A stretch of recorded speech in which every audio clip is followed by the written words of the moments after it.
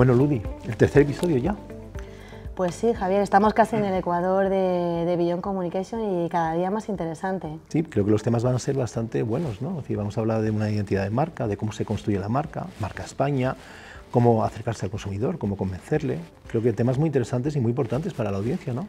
Sí, no podíamos seguir adelante sin pararnos a hablar de la marca, de la construcción de la marca, pero no solamente hablaremos de consumidor, tendremos en cuenta otros stakeholders, los empleados, las instituciones, sindicatos, ONGs, ¿no? En el mundo en el que vivimos ahora mismo, la construcción de una marca y la reputación cada vez más vinculados. Más vinculados y más importante, creo que está Coca-Cola con nosotros, ¿no? Está Coca-Cola, sí, Mutualidad. Sí, sí. Tenemos Mutualidad, José María además es Senior Advisor de Multinacionales por España, que nos hablará también de marca país.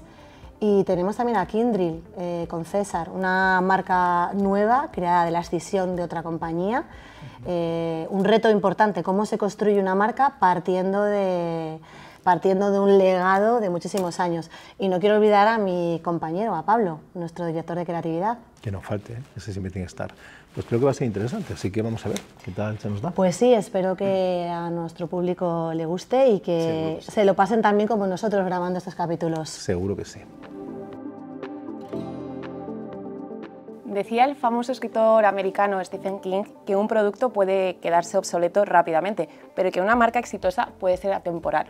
Precisamente sobre esto vamos a hablar hoy en el tercer episodio de Beyond Communication, sobre cómo construir una imagen de marca potente, relevante, en un momento en el que la reputación alcanza tanta importancia. Para ello no estoy sola, cuento con un equipo de expertos en este tema. Estoy con César Romera, de Kindrill, con Pedro Fernández, de Coca-Cola, con Chema Palomares, de Mutualidad, y con Pablo Vilar, de Marco. Muchas gracias a todos por estar aquí con nosotros. Bueno, vamos a empezar, si queréis, a meternos en materia directamente y a hablar sobre la comunicación de marca e identidad versus la reputación. Y es que construir una seña de identidad, un espíritu corporativo, es el gran reto al que cualquier marca se enfrenta a lo largo de su historia, ¿no? Y más en un mundo como el de ahora, en el que crear fidelidad y una relación profunda con el consumidor, con el consumidor y con los stakeholders se convierte en un reto absoluto, ¿no? Me gustaría saber, así un poco en general, ¿qué elementos creéis que definen una buena identidad de marca? Me ha gustado mucho y me ha inspirado mucho la frase de Stephen King, donde decía que una marca, un impacto de marca, ¿no? Que yo les llamo marcas icónicas, está muy por encima del producto per se. Yo creo que hoy en día estamos viendo en marcas, en personas, que efectivamente muy por encima del producto está un tema de experiencia y de percepción, con lo cual el hecho de lanzar y de enganchar una marca icónica tiene mucho más que ver con la experiencia y la percepción que con el producto en sí. Tenemos muchos ejemplos. Bueno, tenemos Coca-Cola, que aquí nuestro compañero Pedro nos lo explicará mucho mejor, estoy seguro, pero hay ejemplos como Apple, por ejemplo, que si a ti te gusta Apple, a ti te gusta formar parte de una comunidad, de un estilo de vida y de una percepción.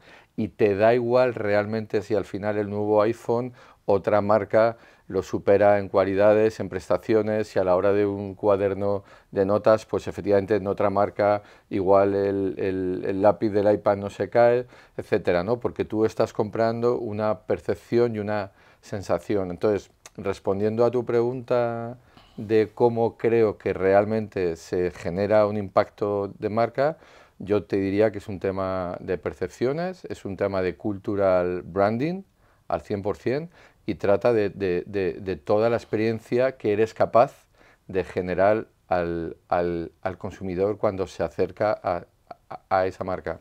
Pero hoy día, respondiendo a la pregunta que nos hacías, yo creo que lo fundamental para construir esa identidad pasa inevitablemente por el propósito. El propósito de una marca, el propósito de una corporación. En nuestro caso, como decía, se viene construyendo durante muchos años y hoy el propósito actual se define como Refresh the World and Make a Difference. Lo de Refresh the World yo creo que todo el mundo lo entiende, ¿no? Al final nos dedicamos a producir un producto fantástico, maravilloso, que le gusta a casi todo el mundo. Y lo del make a difference es donde yo creo que viene la parte interesante, ¿no? Porque siendo una compañía tan global, presente en más de 200 países, con esta historia, ¿no? Y con esa relevancia, ¿no? Tienes una enorme responsabilidad. Y en el make a difference tienes que tener en cuenta cuáles son tus retos, cuáles son los impactos en los que realmente tienes una responsabilidad y cómo marcar esa diferencia. Hay enormes áreas donde tenemos un impacto enorme, evidentemente, la parte de los envases, packaging, lo hablábamos antes en la conversación previa, ¿no? Pero también, por ejemplo, el uso del agua o, por ejemplo, el impacto que puede tener en la salud el consumo del azúcar, ¿no? Entonces, ese propósito, ¿no? Llevado al marcar la diferencia en esas tres áreas que son las fundamentales, que al final corresponden con las demandas de tus stakeholders en general, son los que yo creo que contribuyen a definir una imagen y una identidad de marca sólida, potente y que pueda redundar en una mejor reputación cada día. ¿Chema? Si echamos un vistazo a, digamos, a las mejores prácticas, ¿no?, que se están desarrollando en los últimos tiempos, desde luego todas las grandes marcas hacen mucho hincapié en este ámbito del propósito. A mí me gustaría, eso sí, añadir que un propósito, digamos, desarrollado desde la co-creación, ¿no?, involucrando a todos los grupos de interés, porque en demasiadas ocasiones nos encontramos con propósitos muy en el plano de, digamos, de declaración casi de marketing, que desde luego es inspiracional, es decir, es inspirador, puede llegar a mover a la acción, pero es difícil que distintos grupos de interés que no hayan participado en esa definición, en esa construcción del propósito, pues efectivamente pues lo vayan a vivir. Hay una persona que hace unos meses, Marcé Bray, que es experta en temas de diversidad, me decía: Chema, el propósito no se construye, porque yo tiendo mucho a hablar de construcción de propósito. Ella siempre me dice: el propósito se vive. Entonces, para que el propósito se viva por todos los grupos de interés, tiene que haber necesariamente digamos, un proceso de co-creación. En el caso, por ejemplo, de Mutualidad, que es la marca que yo represento, es un ejemplo vivo, ¿no? Hemos desarrollado ese proceso de construcción del propósito, involucrando no solo a todos los profesionales de nuestra institución, sino también a otros grupos de interés, como son, por ejemplo, los propios mutualistas. Y ahí hemos llegado a una conclusión interesante, y es que es prácticamente imposible encontrar un propósito que encaje al 100% en todos los grupos de interés. La co-creación es lo que quería poner un poquito encima de la mesa. A mí me gusta, justo viene precisamente lo de la co-creación. Yo creo que una marca tiene que tener mucha voz y mucho oído. Es decir, cada vez que hablas, cada vez que dices algo como persona, estás definiendo un poco quién eres y cómo te construyes, y creo que las marcas, pues precisamente, y más en este mundo, son las que más oportunidad tienen de hablar, ya sea eso, ¿no? Al final el propósito es para qué hablas, ¿no? Es decir, para qué cosas haces, qué comunicas. Y me gusta también lo de el oído, justo enlazándolo contigo, que es escuchar muy bien quién eres tú como marca para la gente. Me parece algo bastante básico esto que acabamos de decir, de que hay muchas marcas que dicen: mi propósito va a ser este, y no escuchan cuál a lo mejor debería ser, o no hacen un análisis muy concienzudo de cuál debería ser su papel. Y luego justo también ese punto de hablar para ello, hablar para comunicar claramente qué es lo que quieren, casi te diría desde la valentía, ¿no? De no tener miedo a decir y a expresar, a contar cuál es ese propósito, o cuál es su manera de conectar con la gente, o cuál es su voz. Hay algo que me hace mucha gracia, que cada vez lo veo más y me gusta mucho, que es en los brand manuals de las marcas hay un slide que dice cómo hablamos. Y me gusta la sencillez de decir: pues somos este tío, ¿sabes? Un personaje de ficción o un personaje real, un actor, y me gusta eso, ¿no? Ese punto de, oye, cada vez que hablemos tenemos que hablar así, porque es coherente, y luego ya pensaremos muy bien hacia dónde queremos ir con lo que decimos. Oye, ¿y creéis que una identidad de marca sólida puede ayudar a mejorar la reputación de una empresa? Y, bueno, ¿y cómo? La identidad es un elemento que entendemos desde el punto de vista personal, ¿no? Y hay un elemento que es consustancial, ¿no? Es lo que haces y lo que dices, ¿no? Entonces, para mí, la combinación fundamental es eso, esa coherencia entre lo que dices que vas a hacer y lo que haces. Pero también es importante, desde el punto de vista de la comunicación, centrarte en dos cosas en el siguiente orden. Hacer las cosas muy bien, y tienes que ser plenamente consciente de aquello que prometes, aquello que dices, porque te puedes equivocar, ¿eh? Pero no solamente hacerlas bien, sino contarlas muy bien, porque de nada sirve hacer un esfuerzo importante en, por ejemplo, la gestión responsable del agua, si luego no lo cuentas. Tampoco sirve de mucho el que hagas un esfuerzo enorme de reformulación, reducción del azúcar de tus productos, si luego no lo vas a conocer y no eres coherente y no te aseguras de que el 90% de tus anuncios y tu publicidad se centra precisamente en productos cero, ¿no? Entonces, yo creo que haciendo esa similitud, creo que las corporaciones, las marcas, las entidades, podemos asemejarnos como personas, ¿no? En ese sentido. Y luego, a la hora de comunicar, a la hora de plantear cualquier tipo de reacción o cualquier tipo de crisis, son los momentos de la verdad, ¿no? Entonces, tu pregunta inicial decías, oye, ¿la identidad de marca tiene que ver con la reputación? Bueno, 200% sí. Cuando es un tema de producto parece que inmediatamente haces esa conexión más cerca, pero os voy a poner un ejemplo, cuando es una empresa de servicios que parece que está más lejos, pero no, está súper cerca, porque nosotros llevamos en el mercado 2 años. Venimos de una empresa americana de más de 108 años y aquí teníamos el reto de generar una marca con una identidad propia, ¿no? Y para eso, nuestra identidad propia, ¿cuál era? Pues se ha hablado, es el propósito, ¿no? El propósito que se ha dicho también, hay grandes inversiones, muchas consultoras hablando de propósito que al final a mí me hace gracia porque digo, jolín, llevan 2 años hablando y diciendo esto y han dicho una cosa tan genérica que es que yo se la doy a mi hija de 7 años y en media hora ya me lo ha hecho. Y eso, quiero decir, el propósito tiene que ser, como han comentado mis compañeros, algo que realmente se diga y se haga. Y eso es lo que da tu reputación. Nosotros, en concreto, nuestro propósito era clarísimo y muy sencillo. Y era ser el mejor compañero de viaje para una transformación digital de un cliente, porque somos una empresa de servicios de tecnología, pero el que a mí más me gusta y el que más para mí impacta en la reputación es ser la mejor opción, el mejor empleador, ¿no? La traducción del inglés. Ser la mejor empresa para trabajar. En el mundo de la tecnología hay una lucha por el talento brutal, porque hoy los jóvenes de hoy en día son muy listos, estudian muchísimo, son muy espabilados, hacen startups, deshacen startups, con lo cual continuamente el talento está hirviendo y a día de hoy les gustan los proyectos atractivos.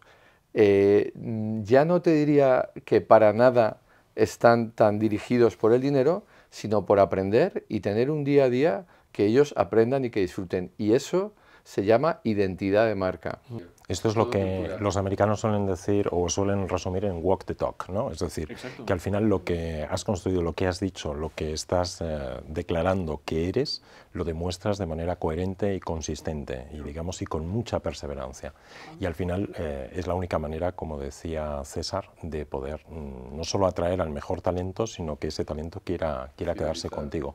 Hay algo que sirve tanto como para el consumidor final y externo que consume tu producto, como para el talento que tienes o para la propia idiosincrasia de la empresa y toda la organización de la empresa, que es justo la coherencia. Es decir, hay algo que, o sea, la reputación, las crisis de reputación o los problemas vienen de una duda. Y si tú durante todo el tiempo anterior has estado construyendo, creando, siendo coherente y hablando de la misma manera, esa duda se disipa. Es decir, no hay mayor crisis de reputación que la pregunta, ¿ha pasado esto? ¿Cómo van a reaccionar?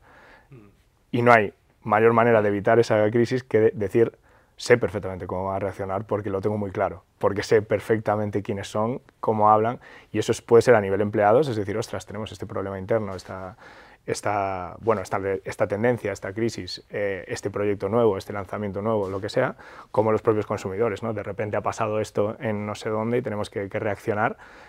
Y justo, precisamente, creo que la palabra es esa. Si lo has hecho bien, el margen de reacción es mínimo, los problemas a los que te enfrentas cuando tienes que reaccionar son mínimos.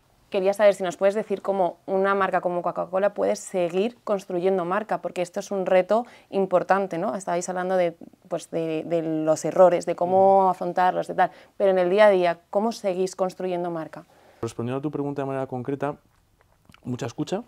Hay un elemento de escucha y de análisis de qué es lo que se percibe constante. Tenemos un sistema bastante innovador y muy chulo de cómo segmentar nuestros stakeholders, influential consumers, ecoactives, eco-considerers, de todo tipo, ¿no? Y luego también influential consumers que están más relacionados con el mundo de la decisión, ¿no? Incluso en el ámbito político. Mapeamos todos los issues de los que podemos ser responsables, ¿no? Y les damos una categoría en función de la relevancia que tenga para cada stakeholder y la importancia que tenga o lo relevante que sea para el sector o el papel que juegues, ¿no? Y eso te da dos dimensiones, la dimensión de que un tema, en función de lo que haces, puede ser un shield, un escudo, o puede ser un sword, una espada. De forma que si tú consideras un tema por cómo lo haces y cómo lo enfocas como un shield, es algo que no te beneficia reputacionalmente, pero sí te puede perjudicar si no constatas que lo haces. Es algo que, digamos, que se da por supuesto, ¿no? Es algo que tienes que hacer sí o sí porque es que es tu licencia para operar, ¿no? Y sin embargo sí que se detectan determinadas áreas o issues en los que puedes marcar la diferencia desde el punto de vista reputacional. Aquellos son los que te dice los datos, ¿no?, que debes de invertir, ¿no?, para poder comunicarlos y poder amplificarlos. Entonces hay una aproximación muy estructurada a base de escucha social, a base de un compendio de auditorías y de encuestas, ¿no?, que te permite identificar esto y después te pones a comunicarlo, ¿no? ¿Cómo pueden las empresas involucrar activamente a sus stakeholders en el proceso de desarrollo y en la gestión de la marca? Yo creo que hoy en día los medios están y es más fácil que nunca. Es decir, a la hora de comunicarte con tu stakeholder, pues tienes los medios clásicos de toda la vida, los estudios, las campañas, etcétera. Pero es que vamos, hoy en día tienes Instagram, TikTok, LinkedIn, Twitter y tienes una comunicación directa. Aquí mi sugerencia, que se ha nombrado antes los compañeros, pues que en una comunicación, para que quieras que sea efectiva y que recibas un input, es que sea muy honesta, muy transparente, muy clara, frecuente en la medida que lo necesites y sobre todo volvemos al punto anterior y que sea una comunicación atractiva para que al stakeholder le apetezca comunicarse y compartirlo contigo. La comunicación es multidimensional. Y al final la comunicación la realizamos fundamentalmente las personas. O sea, todos tenemos también mucho el tema de, oye, comunicación de marca, no, los anuncios. Oiga, no, eso quizás sea la punta del iceberg, ¿no? Porque además tiene un propósito muy concreto, a veces es construcción pura de marca, o te diriges directamente al consumidor, pero la comunicación es mucho más, ¿no? Y en ese sentido coincido plenamente con lo que decía César, ¿no? Las redes sociales y los nuevos canales te permiten llegar a mucha más gente de manera muy, muy distinta, ¿no?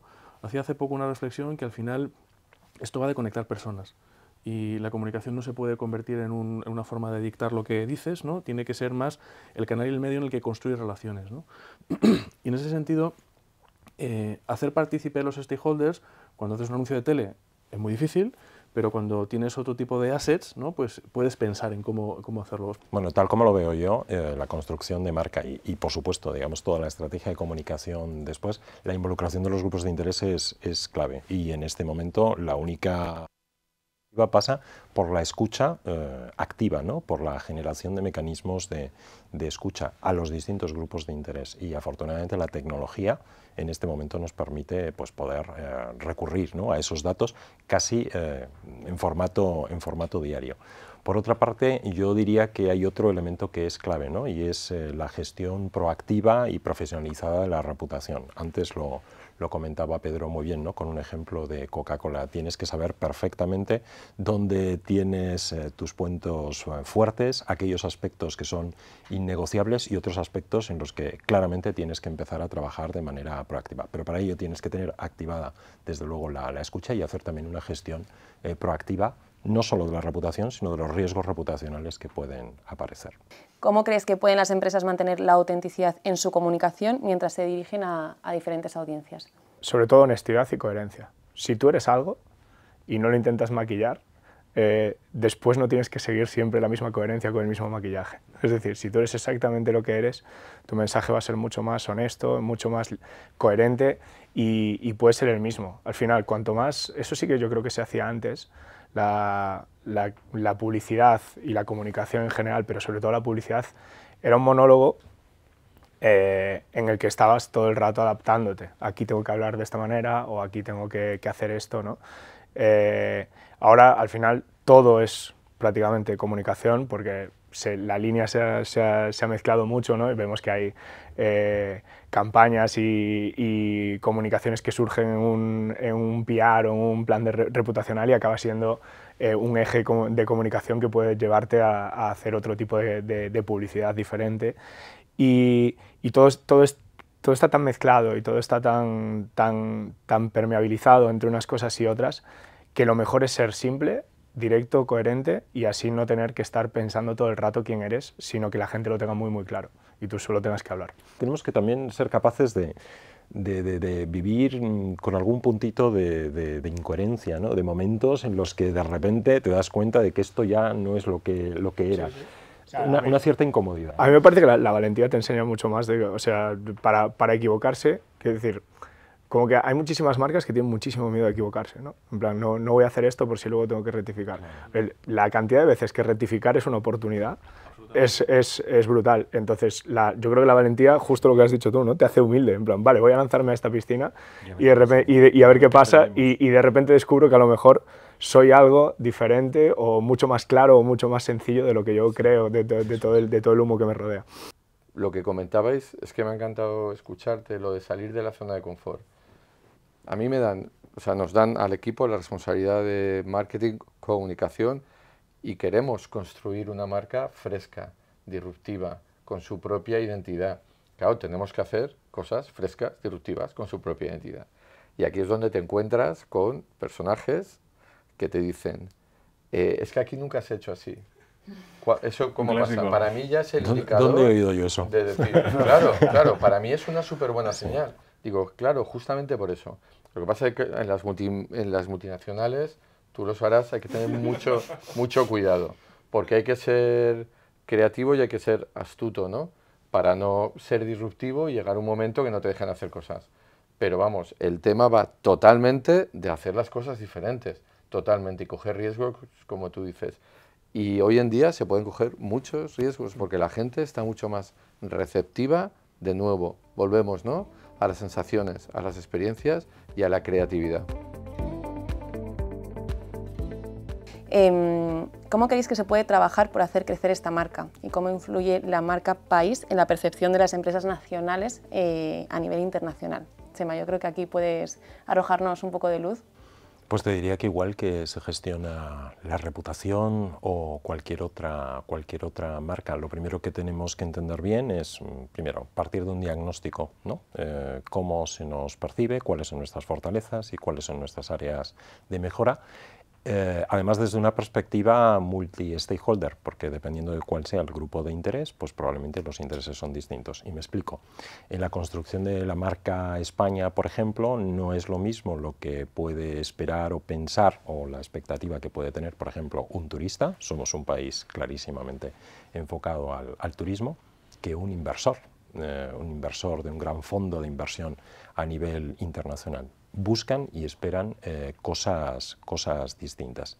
Y a partir de ahí el gran esfuerzo que tiene que hacer, lógicamente, España y todos los que conformamos este país es, lógicamente, encontrar eso que buscan cada uno de esos grupos de interés, sin renunciar, bajo ningún concepto, a la realidad de lo que somos y de lo que queremos ser.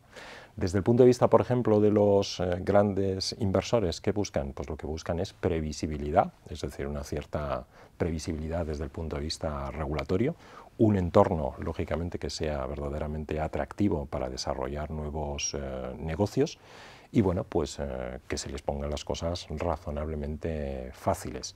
Esto luego tiene muchas derivadas y cada uno podemos llegar a conclusiones distintas de cómo se hace, ¿no? Pero básicamente esto es lo que se busca. Así, pues, por ejemplo, te podría decir que lo que buscan los grandes inversores, particularmente en España, pues, por ejemplo, es un talento cualificado, muy específicamente alrededor del mundo de la digitalización. Se busca, pues, por ejemplo, gente con perfil muy digital, que sea capaz de desarrollarse o desenvolverse en entornos globales, donde, por ejemplo, pues, el inglés es un elemento clave. Bueno, te podría ir dando muchos ejemplos de lo que busca ese colectivo, esos stakeholders. A partir de ahí, la clave es cómo respondemos como país para que esto verdaderamente ocurra. Otro elemento, para que nos hagamos una idea de qué es lo que se busca, es, pues, por ejemplo, previsibilidad regulatoria. En un país en donde tenemos 17 regulaciones distintas para determinados temas, hay otros asuntos que se regulan a nivel nacional o incluso a nivel europeo, pues hace que, por ejemplo, el despliegue de una compañía internacional que quiera venir a España pues sea un poquito más complicado. Bueno, ese tipo de elementos son los que tenemos que conocer para poder gestionar. Igual que nos decía antes Pedro muy bien, que tienes que saber qué es un escudo y qué es una espada, que creo que se explica muy bien, pues nosotros tenemos que saber como país cuáles son los escudos, los que son elementos que no son negociables, pero que probablemente no van a ser el elemento diferencial, y cuáles son nuestras espadas. Aquello en lo que sí trabajamos de manera proactiva y hacemos una gestión profesional y estratégica de la reputación y de la marca España, pues podemos encontrar ese elemento diferencial.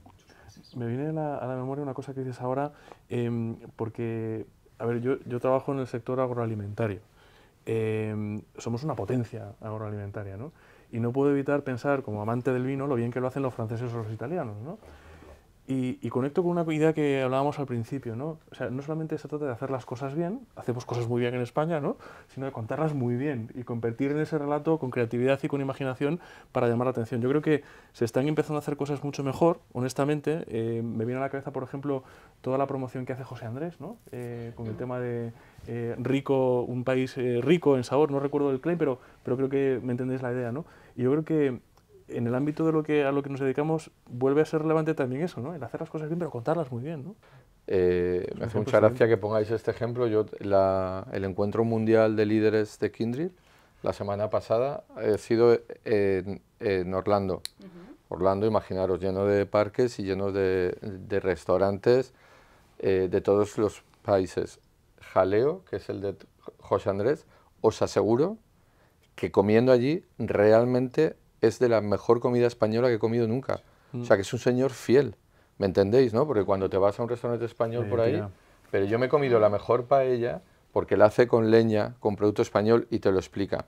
O sea, que es un señor que efectivamente hace marca España porque es fiel a su principio y al propósito. El walk the talk. Si es que totalmente. Yo voy a tirar voy a ser el campeón del concurso de obviedades, pero Suecia lo tiene muy fácil, porque tiene una marca mundial que representa exactamente los valores de Suecia, que es IKEA, y yo creo que aquí justo sería trabajar un poco también en ese sentido, ¿no? Tenemos la mala suerte de que la mejor marca o la empresa más grande de origen español no comunica mucho, que digamos, pero en realidad es un poco también, y aquí lanzo el reto a que todas las empresas internacionales hagan suya la manera de comunicar en España. Es decir, adaptarse a lo local y sacar los valores de lo local.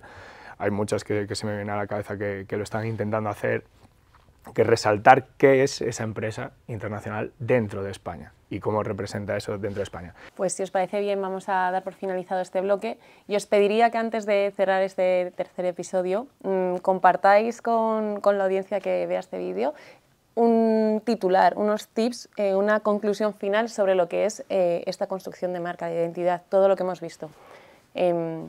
César, voy a empezar por ti. Vale. Tal y como hemos empezado, y vamos a hacer el turno así. Pues para mí el titular sería: marca es cultura, propósito y creatividad.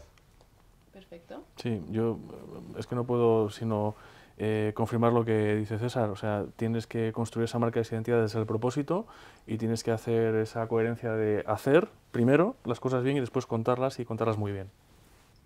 Yo, para no repetir lo que han dicho mis compañeros, insistiría en el propósito, pero co-creado con todos los grupos de interés, por lo menos con los grupos de interés más importantes. Es la única vía para verdaderamente construir una marca y una estrategia de marca que funcione y que sea diferencial. Yo creo que, yo voy a lo simple, hay que intentar no tener miedo. Creo que muchas marcas tienen mucho miedo, y las que mejor les va son las que son valientes para intentar salirse, ser diferentes. Construir no deja de ser intentar diferenciarse en este mundo, y diferente solo es el que hace las cosas distintas y el que se atreve. Dice un amigo que el mundo es de Dios, pero se lo alquila a los valientes. Eso es bueno. Pues muchas gracias por haber participado en este episodio, por vuestro conocimiento, por todo lo que habéis dejado con nosotros hoy, y nada, nos vemos en otra ocasión, espero. Muchas gracias. Muchas gracias.